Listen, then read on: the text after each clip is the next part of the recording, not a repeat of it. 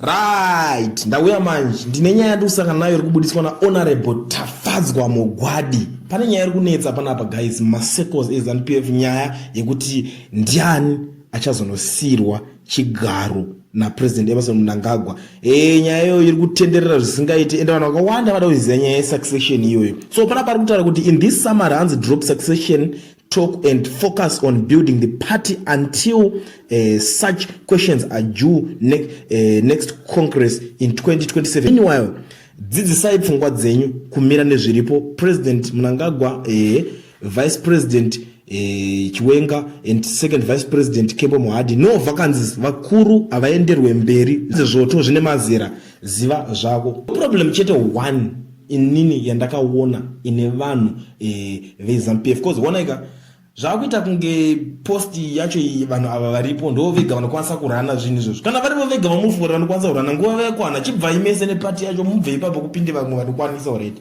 Ndo zvinhu zviripo. Kana zvisingaiti hazviiti guys, let's be very honest guys.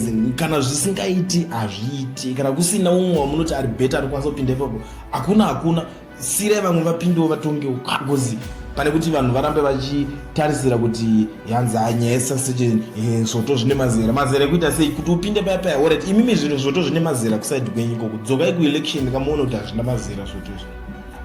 Dzokai muone chero zvapana zvidiki zvinogovhoterwa zvipinda. Iwe zvinhu zviri kungoitwa kwese nyika dzese dzimwe dziri pasi rese mawa mafutarisa kuti saka iye ndiye munhu ari so special. Muri vanhu vari loyal tozviziva to the party anditi, but haikona kuzotora vanhu vese kana kuti veZimbabwe kunge mabalance motaura kuti that post iwe munhu wani chete anodeserve ngari papo. Chimbomirei kudaro.